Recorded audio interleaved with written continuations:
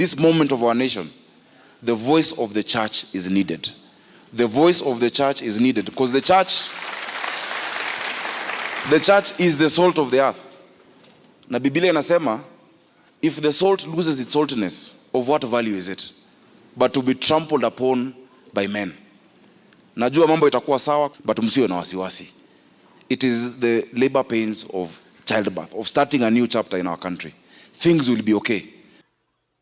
Hii ni hawamu ya sisi wote kama Wakenya kuungana, kushirikiana, kufanya kazi pamoja ili kwa kweli tuyatimize malengo ya Mathayo 5:9 yanayosema heri wapatanishi kwa sababu wataitwa wana wa Mungu.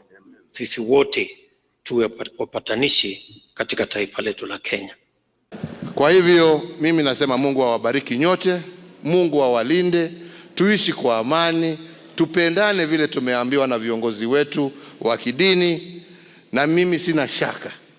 Amani, umoja, maendeleo tupate, tufurahie taifa letu kama Wakenya, kama ndugu na dada, na mimi sina shaka tutasonga mbele kwa uwezo wa Mwenyezi Mungu.